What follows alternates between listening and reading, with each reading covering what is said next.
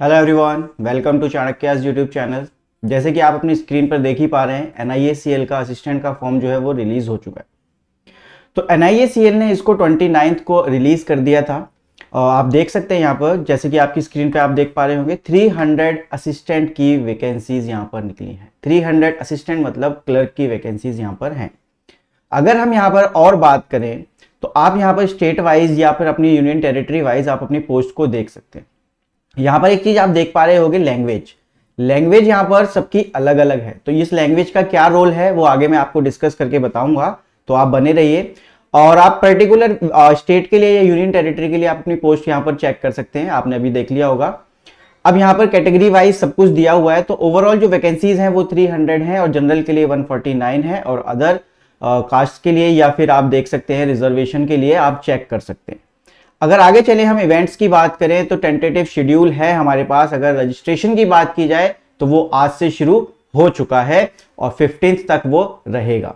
तो आप जाइए आज ही इसको जल्दी से जल्दी फिल कीजिए, क्योंकि हो सकता है लास्ट मोमेंट पे जो साइट है वो बिजी हो जाए। तो आप जल्दी फॉर्म को फिल कर देंगे तो उतना ही आपके लिए अच्छा रहेगा। अगर टीयर 1 की बात करें, मतलब प्रीलिम्स की बात करें, तो वो आपके 2 मार्च की डेट आपको गिवन है।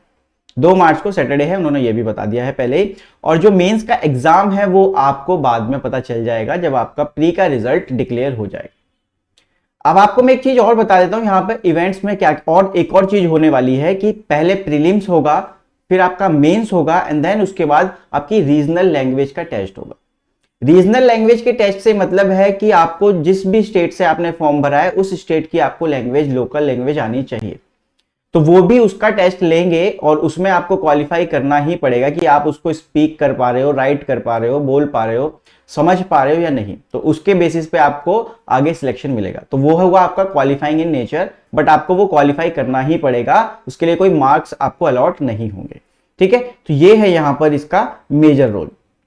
एलिजिबिलिटी की बात करें अगर, तो आप एज एलिजिबिलिटी देख सकते हैं कि मिनिमम एज आपकी 21 और मैक्सिमम 30 होनी चाहिए। दोनों डेट्स यहां पर हमें गिवन है, आप यहां पर चेक कर सकते हैं कि 2 जनवरी 1994 से पहले बच्चा पैदा ना हुआ हो और 1 जनवरी 2003 के बाद बच्चा पैदा ना हो। तो ये दोनों डेट्स क्या हैं, इंक्लूसिव हैं। तो अगर आप इस डेट पे हैं तो आप फॉर्म भर सकते हैं, लेकिन अगर आप 2 जनवरी 2003 को भी अगर होते हो तो आप यहां पर फॉर्म नहीं भर सकते। राइट, ठीक है। चलिए अब यहां पे देखते हैं कि अब कैटेगरी वाइज जो है आपको रिलैक्सेशन मिलता है। तो अगर शेड्यूल कास्ट या शेड्यूल ट्राइब की बात करें तो 5 साल का रिलैक्सेशन है। ओबीसी की बात करें, ओबीसी में भी क्रीमी लेयर को हटाया गया है। क्रीमी लेयर को हटाया गया है। क्रीमी लेयर जो होगी वो सिर्फ जनरल से फॉर्म भर सकती है, वो ओबीसी कैटेगरी में नहीं काउंट होगी। इस बात का ध्यान रखना। तो जो नॉन क्रीमी लेयर है वो 3 साल तक उनको रिलैक्सेशन है। तो आप इसके अकॉर्डिंग अपनी एजेस को मेंशन कर सकते हैं या फिर आप इसके अकॉर्डिंग ही अपना फॉर्म फिल करेंगे। और बाकी बहुत चीजें दी गई हैं, एक्स सर्विस मैन के लिए भी दिया गया है, बेंचमार्क डिसेबिलिटीज हैं जैसे, तो सबके लिए कुछ ना कुछ यहाँ पर बताया गया है। अगर अब यहाँ पर हम बात करें तो आपके यहाँ पर अब देखते हैं कि एग्जाम का फॉर्मेट क्या रहेगा। तो एग्जाम का फॉर्मेट अब आपके सामने है कि प्रीलिम्स जो है वो आपका 3 सेक्शंस में बटा है, इंग्लिश, रीजनिंग एंड क्वांट्स या अर्थमेटिक, आप जो भी बोलना चाहें। Number of questions 30, 35, 35, total number of questions जो होंगे वो 100 होंगे और टोटल जो मार्क्स हैं वो भी 100 होंगे। एज यूजुअल जैसे बैंकिंग का एग्जाम होता है वैसे ही सेम इसका भी एग्जाम आपका है। तो आपको इसमें घबराने की कोई जरूरत नहीं है कि पैटर्न कुछ बदल जाएगा, नहीं। Pattern as it is same है जो बैंकिंग का रहता है। ऑलमोस्ट सिलेबस भी यहाँ पर सेम है। ठीक है, तो एग्जाम यहाँ पर इसके लिए एक क्वेश्चन के लिए आपको 1 नंबर मिलेगा और पेनल्टी भी है 1/4 की। तो उसका भी ध्यान रखना कि क्वेश्चन अगर गलत करोगे तो आपको नेगेटिव मार्किंग का सामना भी करना पड़ेगा। राइट, चलिए आगे बढ़ते हैं। अब प्रीलिम्स आपका क्लियर हो जाएगा, उसके बाद आपको मेंस भी देना है। अब मेंस का क्या प्रोसीजर है यहाँ पर चेक कर लीजिए आप कि मेंस में जो एग्जाम है वो 250 मार्क्स का आपका पेपर होगा और 200 नंबर ऑफ क्वेश्चंस वहां पर होंगे। अब एक एक आपको बताया गया है कि एक सब्जेक्ट से कितने क्वेश्चन और कितने मार्क्स हैं। सो आप यहाँ पर नंबर ऑफ क्वेश्चन देख सकते हैं, हर सेक्शन में 40-40 क्वेश्चन हैं और हर सेक्शन में 50-50 मार्क्स कैरी कर रहे हैं। तो आपको ये टाइमिंग के हिसाब से यहाँ पर कितना टाइम है, 2 घंटे। यहाँ पर आपको बताया गया है कि 2 घंटे का टाइम आपको अलॉट किया जाएगा। Separate time for each test, मतलब हर सेक्शन के लिए अलग अलग टाइम होगा, वो आपको वहां पर मेंशन होगा। तो आप उस चीज को जरूर ध्यान से समझ लेना कि किस सेक्शन के लिए कितना टाइम आपको अलॉट किया गया है। ठीक है, चलिए आगे बढ़ते हैं। देख लिए। अब यहाँ पे पेनल्टी फॉर रॉन्ग आंसर है कि 1/4 की आपको पेनल्टी लगेगी ही लगेगी।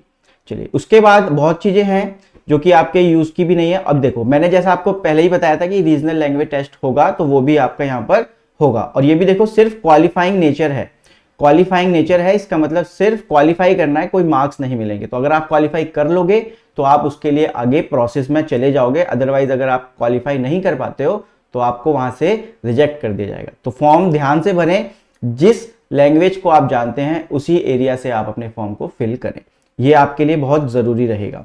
ठीक है, तो ये है यहाँ पर अगर आप देखें तो यूजफुल थिंग्स यही हैं। और यहाँ पर आप एग्जाम सेंटर्स को देख सकते हैं अपने अकॉर्डिंग कि आपको कौन सा सूट करेगा, राइट। और फॉर्म की फीस की बात करें तो 100 रुपए ऐसे अपना देख रहे हैं आप। और अदर कैटेगरीज के लिए आप मतलब जैसे जनरल और ओबीसी के लिए, ओबीसी में भी जो, ठीक है, 850 रुपए, और अदर्स के लिए आपके 100 रुपए हैं। हाउ टू अप्लाई आप चेक कर सकते हैं यहाँ पर पूरी डिटेल्स को, जो भी डिटेल्स यहाँ पर गिवन है। तो यहाँ पर यही है, बस जैसे आप बैंक का एग्जाम भरते हैं, फॉर्म भरते हैं, वैसे ही सेम है सब कुछ। बस यहाँ पर आपको ध्यान रखना है कि लैंग्वेज आपको आनी चाहिए उस एरिया की जिससे आप कर रहे हैं। अब एक मोटी सी यहाँ पर एक जरूरी बात यह है, प्रोबेशन पीरियड आपका होगा 6 महीने का। 6 महीने के लिए आपको 25,000 रुपीज की सैलरी प्रोवाइड की जाएगी। यहाँ पर आपको पूरी ट्रेनिंग चलेगी, प्रोबेशन पीरियड मतलब एक तरीके से आपकी ट्रेनिंग चलेगी। आफ्टर दैट आपकी जो सैलरी होगी वो 37,000 के अराउंड हो जाएगी।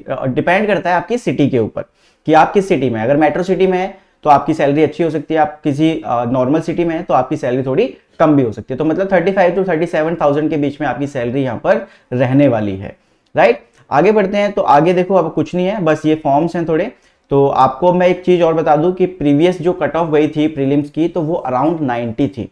तो आपको प्रीलिम्स को ऐसे अटेम्प्ट करना है कि आपको 90 प्लस रखने, जिससे कि आप 90 प्लस अगर रखोगे तो आपको सिक्योरिटी रहेगी कि आप मेंस देने जा रहे हो। क्योंकि आपको मझधार में नहीं फंसे रहना कि मैं मेंस दूंगा या नहीं, तो आपको कंफर्मेशन होना चाहिए एग्जाम के बाद कि मैं मेंस दे रहा हूं, और आप मेंस की तैयारी उसी दिन से शुरू कर दे। तो ये था आपका NIACL असिस्टेंट का फॉर्म। ऐसी जानकारी के लिए हमारे साथ बने रहें। Thank you.